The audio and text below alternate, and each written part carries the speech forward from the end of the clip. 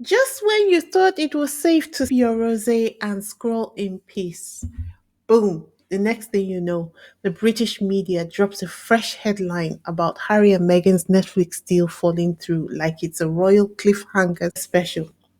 Welcome back to the Isabella Banks YouTube channel. It's your girl Wizzy, and as always, it's an absolute pleasure to be here with you guys this evening.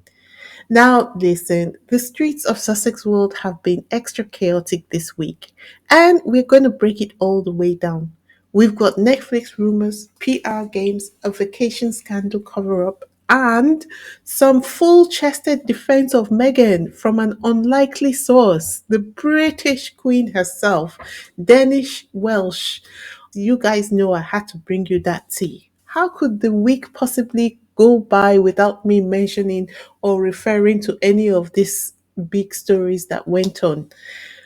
Anyway, before we go full kettle, hit that like button, subscribe, and smash the bell so you don't miss a drop of this tea. So, as we were saying, rumors started flying about whether or not Netflix is renewing their deal with Harry and Meghan. Everyone and their grandma, including the cats and dogs hanging from the ceilings, had something to say. One tabloid claimed it was a done deal and Netflix was cutting them loose. Another said they were renegotiating a first look deal. Mhm. Sounds like PR code for we don't know either. And this was the difficulty. This is the main reason why I didn't want to talk about it when the story broke and it started making the rounds in the media syndicate. But you know what really got my attention? All this media chatter dropped just as Kate and William's little luxury vacation scandal started picking up steam. Coincidence? I think not. You guys, you guys don't let these people play in your faces, okay? The Sussex Netflix story was the perfect diversion. And guess what? It worked. If you check the headlines now, type Harry and Meghan into Google and you'll see it's all about the Netflix deal. The Netflix deal, the contract of which does not even expire until September. It's giving quick. Leak a Meghan rumor so people forget William flew private while preaching climate change. I'm just saying.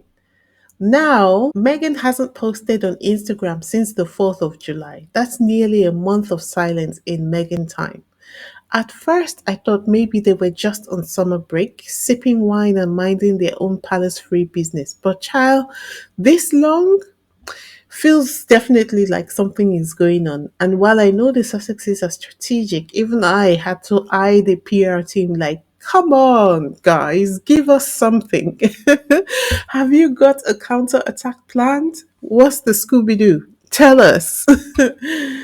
And speaking of strategic, what if King Charles joining Netflix behind the scenes is connected to this? Honestly, the timing is messy, the optics are giving conflict of interest, but there's no concrete explanation for what's going on, you know? See, this is the reason why I didn't want to jump into the fray to start discussing this in the first place. But a whole week has passed without a statement from the Sussex camp or Netflix, for that matter. The point is that we don't have enough information to go on.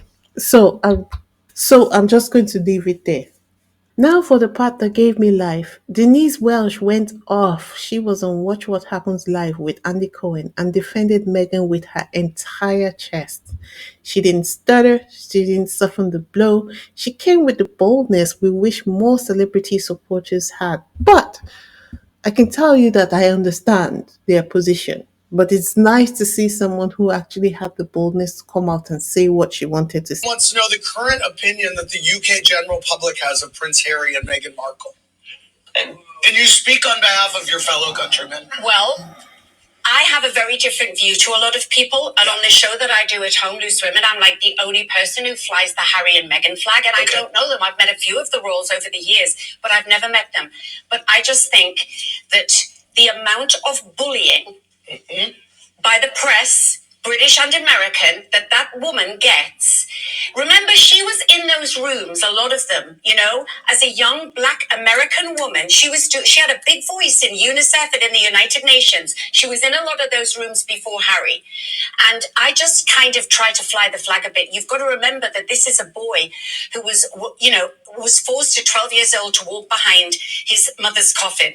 His dad had been unfaithful, and he grew up in that world. And I think for him to want to say his piece is something quite admirable. And so I kind of think that they're in love. He's never been unfaithful to her. The abuse she got for saying that she was mentally ill. I suffered severe postnatal depression, hospitalized after I had Matthew. So I really empathize and sympathize with somebody who was open about that, and she got ridiculed and hated. It's like, what has she really done? Right. And every single day she is battered. Before we continue, if this is your first time here, welcome. Please take a moment to hit the subscribe button, give this video a thumbs up, and leave your thoughts in the comment section. I would love to hear from you. If you have visited before but you haven't yet subscribed, let today be the day you subscribe. Okay? Now let's continue. I had thought that Denise had quietly stepped back from the Sussexes after these Buckingham Palace pictures surfaced. I was like, not you switching sides on us too, sis. But actually, nope. She stood 10 toes down in America on a public platform at potential cost to her career. But let's keep it real. Speaking positively about Meghan in the UK will get you blacklisted faster than saying abolish the monarchy on the BBC. But Denise said, no, not on my watch. Do you know what? I had another surprise. Malcolm Warner, aka Theo from The Cosby Show. It was so sad to hear that he passed away, but I was pleasantly surprised to see that he had defended Meghan in an interview as well. Listen to this. Yeah, to work with. So you were in Suits for 2 years. Yeah, to work with Meghan Markle. Yeah. Yeah, what was that like? It was cool. We didn't really have scenes together, so I'd see her, and she was really nice, really cool. My best friend, I was talking about Chris. He's a stage manager. He used to stage manage Deal or No Deal. And Meghan used to be on Deal or No Deal. He's had more interaction with her than I did, but she was always cool. Let me ask you something. Did you know she was black? Yeah. I mean, I'm like, yo, I got black dar, so we see it. Yeah. But at the same time, I can see where a lot of people be like, I didn't know. The great thing is that she knew. She knew. Did you hear the way he said, but she knew? That was very much brother defending sister kind of energy. I loved that. And surprise, surprise, we had Narinder Kaur on Jeremy Vine, calmly stating what's been obvious to us for years. The royal family's dream ending is for Harry and Meghan to come crawling back, hat in hand, begging for another chance or a chance to serve the monarchy. Not on Harry and Meghan's terms, but on the royal family's terms. She described the situation exactly the way it is. Listen to what she said. What do you think, Lorinda? You'd like them back?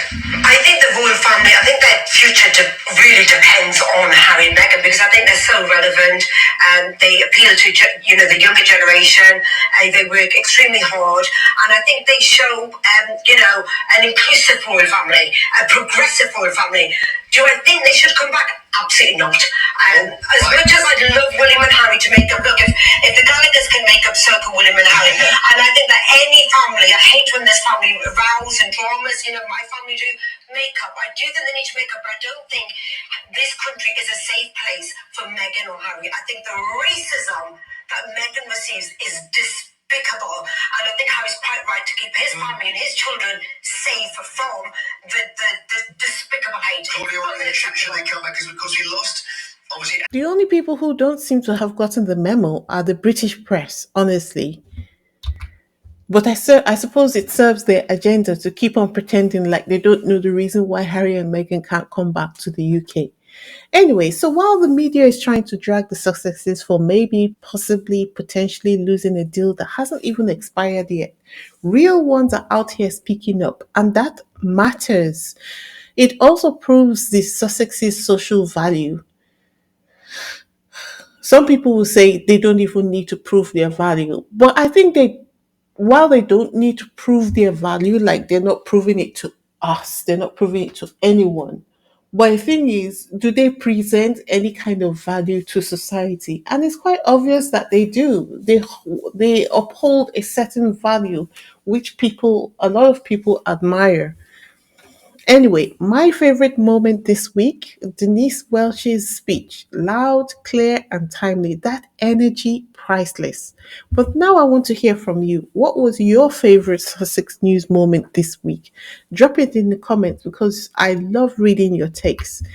That's all I have for this evening. Don't forget to like, subscribe, and hit that notification bell so you never miss your weekly dose of royalty. Fresh, hot, and always brewed with love.